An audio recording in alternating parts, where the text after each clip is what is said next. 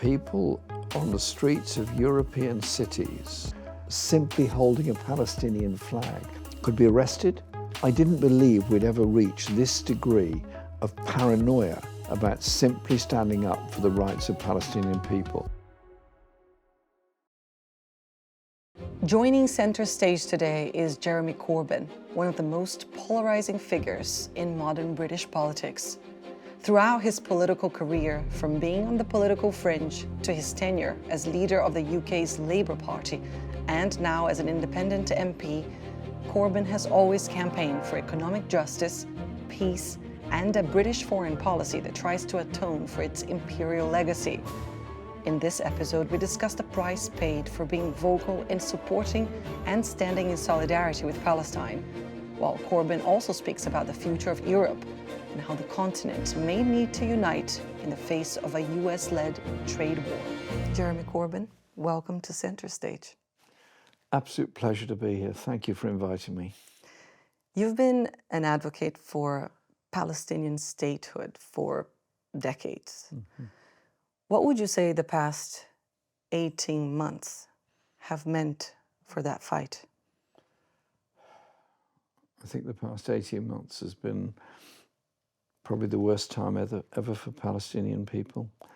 And the loss of life in Gaza and increasingly in the West Bank, and not forgetting the plight of people in the refugee camps, has just been truly atrocious. What it has done is awoken the rest of the world to the plight of Palestinian people.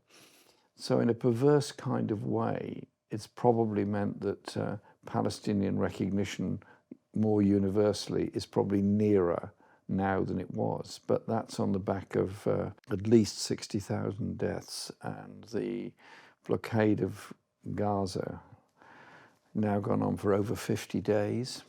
No water, no food, no power, no medicines, nothing for 50 days. And so I find an element in my mind of disgust at the way in which the world's powers, including Britain, have continued supplying weapons to Israel, knowing full well that they're in breach of international law and bombing civilian targets in Gaza. You mentioned the position of the British government.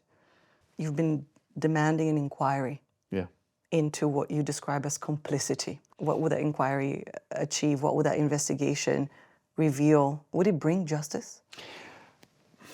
The reason I put it forward is this. I was very involved in opposition to the Iraq war, and we believed all along that the war was A, illegal, and B, based on utterly false information. The allegations that Iraq, for example, held weapons of mass destruction. And at the end of the conflict, we demanded a public inquiry, and that inquiry took a long time and came out with a huge document which indicated deficiencies in the decision-making process, false information, and the inadequate legal advice. And so what I've demanded is now an inquiry into the British government's policies in relation to the supply of arms to Israel and diplomatic support they've given to Israel.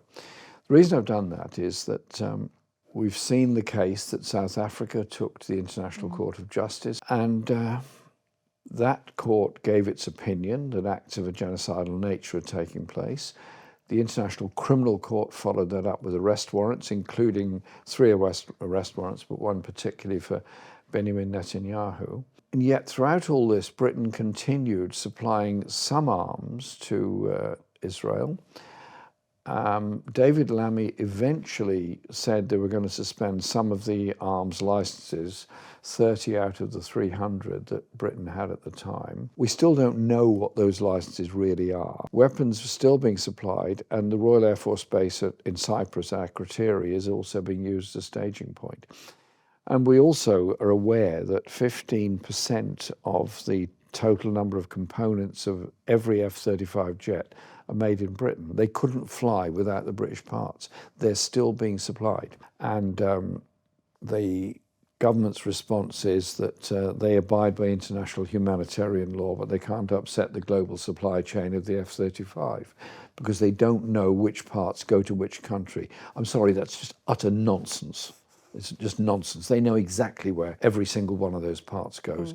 Those industries are very well organised and very careful on their record keeping.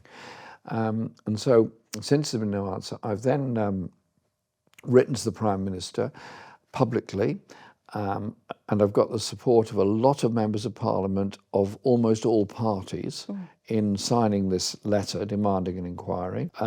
So far, interestingly, there's been no formal response, which is interesting. It hasn't been rejected. Now, I'm not predicting that's all going to go through straight away. It's not. It's building up the campaign. We need to know the truth. And the people of Britain need to know that their country is complicit in this.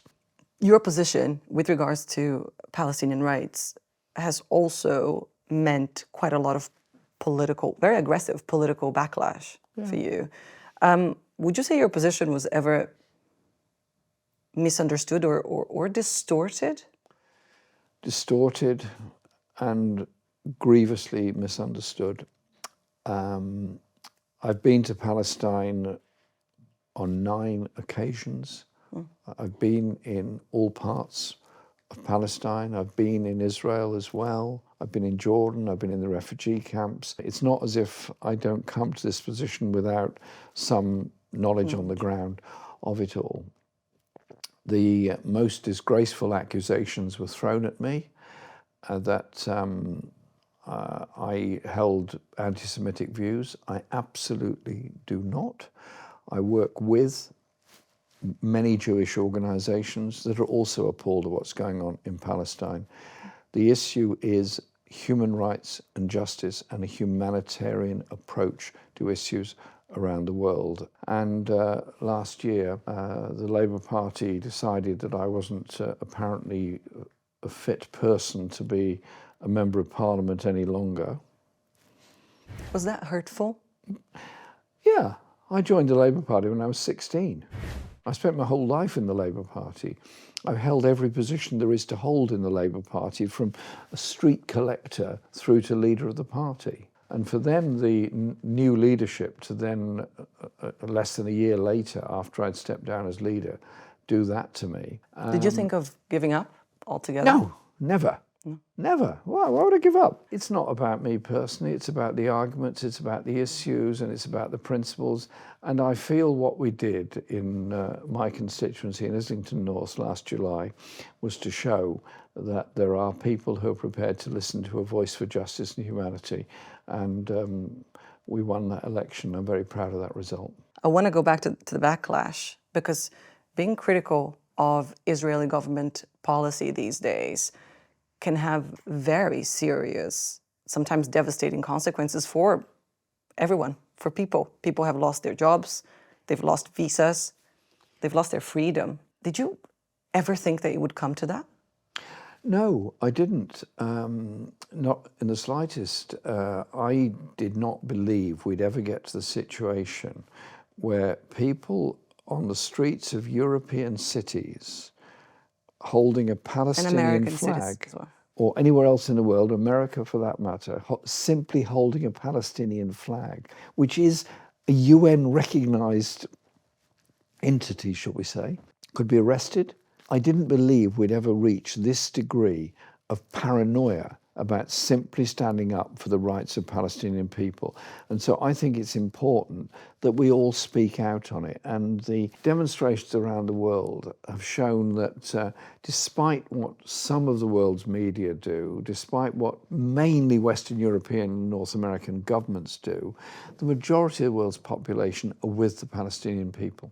And through the Progressive International, we have set up the Hague Group, of UN member states. There's 9 joined initially, led by Brazil, South Africa, Malaysia, to adhere to the rulings of the ICJ and the ICC and form a group within the UN to push for that. But what's happened now with South Africa, the United States putting extraordinary tariffs on South Africa, very, very critical of the South African government on everything, but really it's because of their attitude towards Palestine. But isn't it staggering that you have to go and form a group of countries within the UN to actually follow the court's decisions? It's like, what does that tell us about global order and international law? What it shows is that the powerful, particularly the United States, but they're not alone in this, really do not want or like international law. The US has never signed up to the International Criminal Court, and I don't think it ever will. But what it shows is something very dangerous about the idea of international law. I mean, I was born late 40s. I grew up in that post-war consensus period where international law meant something, where the United Nations was seen as the great hope. And we now see the United Nations underfunded, inadequate, and lacking authority and power to actually deal with things. So the UN has not managed to bring about a ceasefire in Gaza or the West Bank, has not managed to bring about a ceasefire in Ukraine, has not managed yet to bring about an effective peace settlement in Yemen, Congo, or Sudan. And Is it losing its credibility? Its lack of power, lack of ability is a real problem. So there's two factors I think we need to look at here. One is what is influencing those governments. Think of how much money has been made out of Palestine, Ukraine, Sudan, Yemen, Congo, by global arms companies, all of which are based in Western Europe or North America. Don't think there isn't an arms industry pressure also in China and Russia, but that's of a different order compared to that of the USA. So that's part of it. The other side of it, which gives me some hope, is the numbers of people that have been involved in publicly going out and demonstrating their support for Palestine. In Britain, I estimate more than 1 million people at various times in the past 18 months have taken part in public activities in support of Palestine. That's a lot of people for a country that doesn't have a tradition of mass demonstrations. And as you said, in a dark way, this particular onslaught of Gaza has made more people aware of what the Palestinians have been going through for the past 70 plus years, not only for the past 18 months. Exactly. Too much of it is put in the narrative. It all started in October 23. No, it didn't. It's been going on for a very long time in various forms, sometimes more vicious than others, but it has been going on. But I think where a lot of the global media have missed out is on what's happening in the West Bank at the same time.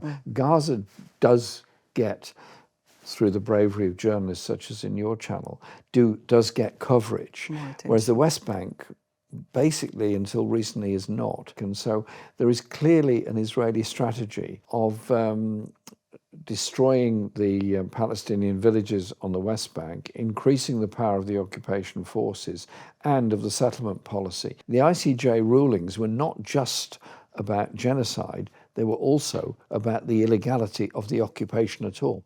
You mentioned the United States. What do you think the return of Donald Trump will mean for this crisis, but also for the future of Palestinians? Well, I don't think the result of the US election would make much difference either way. Kamala Harris had very, very pro-Israeli views also, and she and the Biden administration, of which she was part, had supplied enormous numbers of weapons. But she wasn't talking about developing a sea resort in Gaza, right? I guess then Trump takes it a stage further and announces that he wants to expel the entire population from Gaza, shift them somewhere else. Now that's got a complete kickback, but the US economic power over all of the neighboring states is absolutely huge, particularly the money they put in to Egypt and other countries is so enormous. So Trump's election has been disastrous for the Palestinian people, that's for sure. What about more broadly? The return of Donald Trump to the White House has meant that every day there are either new tariffs or antagonistic statements about several issues. Europe is in a very difficult position. Do you think there could be, I don't know, an opportunity here for Europe to stand on its own, or will it have to align with US interests? I think we're going to look back on this period of 2025 in years to come as being a period of sort of unbelievable levels of absurdity. When the president of the US goes into the Rose Garden and reels off a whole list of tariffs he's going to put on to places and announce that this is going to make America great again, in reality, the tariff policy will do what? Damage supply chains, damage US manufacturing capability, lead to inflation and probably a depression in the United States. But it will also actually realign the world's economies in a way that he doesn't want and probably couldn't have predicted. And so the BRICS nations, Brazil, Russia, India, China, South Africa, and those that have more recently joined, will become more important and will become a global source of trading and will build their own currency as well. So do you think it will backfire? Yeah, so the backfire is going to be that US influence in the world will be much less. Now, the question about Europe economically, Trump is not really very interested in relations with anybody else. He's only interested in the US to a great extent. And that means that Europe has then got to think a bit more about its role. It's going to have to build a trading relationship with the southern countries and with those countries, particularly Canada and Mexico, as well as the BRICS nations, rather than depending everything on trade with the United States. The response so far by the European Union has been beyond disappointing. It's been devastating, where Ursula von Leyen now proposes that Europe become a defense superpower, spends more and more money on weapons and manufacturing weapons. For what? Is it to continue a war, the Cold War, with Russia rather than searching for a way to end the Ukrainian conflict? Or is it about interventions in Africa where you think strategically 20, 30, 50, 100 years' time, the continent with the most mineral resources is Africa. And that is why the interests are increasingly moving into military interventions in Africa. So I think we need to look at this as a sort of global point. You have been very critical throughout your career also of British foreign policy, especially in the Middle East. Yeah. Would you say the UK has had the opportunity to reckon with its colonial past, or has it been playing imperial games by other means? There's something in the European psyche in which the principle of empire has never gone away. I'll give you an example. Whenever there's a crisis somewhere in Africa or anywhere else in the world, and the European Union starts thinking, well, how will we react to this crisis? What do? But reach for the former colonial power. So if something happens in Niger, in Senegal, Mali, so on, France must deal with that. Mm-hmm. If it's Nigeria, the British can do that. It's like the colonial mentality has never gone away. And in Britain, I think there is still a huge imperial mentality in the thought processes within foreign policy, in the processes within the military, and increasingly, ever since Johnson changed the strategy which had been adopted for 50 years of ending the global role of Britain militarily, Britain now seems to think that by spending so much on defence, we can have a global role. And so this thinking has led to the government in the past month announcing £5 billion cut in disability benefits in order to increase defence expenditure. So that means we are impoverishing people with disabilities, retaining a benefit cap on the poorest children in our society in order to pay for more bombs and weapons. Europe is becoming more and more, instead of the prosperous, equality-driven continent it was intended to be, is becoming more and more socially and economically divided as we spend more and more on weapons of war. And that cannot be good for the future. Going back to the situation in the Middle East right now, the Israeli government has insisted that it will fight until victory.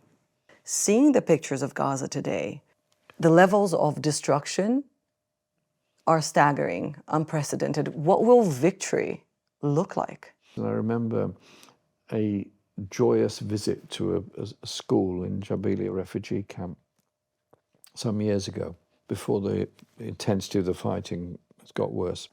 And I remember meeting the children in this school and talking to them about their lives. They showed me their artwork, they read me their poetry, and it was a lovely visit. I spent quite a lot of time there. Then we went onto the roof of the school, and from the roof of the school you can see the fence, you can see the machine gun emplacements, you can see where they can't go. And to the north you can see Ashkelon. However, these children were getting the best education that UNRWA could give them, and they were full of hope and full of optimism. That school is rubble. What happened to the children, I had no idea. And I've been to the universities in Gaza City and so on. All of that is now destroyed. So even if there was a complete end to the whole conflict tomorrow, you've got basically 2 million people with no homes to live in, no water, no sanitation, and a mental health crisis. And so the trauma will never, ever go away. And it does require that Israel withdraws. It does require that a huge amount of money is provided to the Palestinian people to rebuild Gaza in their image. Not Donald Trump and golf courses and resorts and all this nonsense. Gaza was traditionally a very productive place. It was the home of fresh fruit, home of vegetables, delightful strawberries, farming projects. They were doing really well in Gaza. And they were trying to make Gaza self-sufficient in fresh fruit and vegetables. And so all that is now just destroyed and deliberately done by Israel, deliberately financed and sanctioned by the USA and Western Europe. We're coming to the end of this interview, and I want to ask you about a look back at your career. We're coming up to 50 years of public service, if I'm not mistaken. You're going to give people my age next, aren't you? No, I won't. I'll stop here. But I did speak to one of your constituents, and she volunteered in your campaign last year, and she told me this. She said, the main impact of the Corbyn era was that the thought of real change didn't seem far away, mainly due to the fact that the man that was supposed to change everything for us was one of us, and the whole movement was focused on the collective. Is that how you want people, history, to remember you? I spent my life obviously politically active and active in trade unions, but also active in trying to ensure that people don't get forgotten and left behind. But there are a huge number of people all over Western Europe that are looking for an alternative, which is of peace, which is of social justice, which is of environmental sustainability, which isn't the politics of condemning people all the time. It's the politics of trying to include and inspire people. And so new political organizations are growing up all across Europe. The future is in our hands. It doesn't have to be run by the minority of global corporations. It doesn't have to be run by the arms trade. Technology doesn't have to be our enemy. It can be something that gives us opportunity and empowerment. But above all, why should we be destroying this planet, condemning so many people to a life of the most desperate poverty, and at the same time spending last year $2.4 trillion on weapons of destruction all around the world? Come on, guys, we can do it differently and do it better. That's my life's work, and it's not stopped. Jeremy Corbyn, thank you so much for joining us here on Center Stage. My pleasure.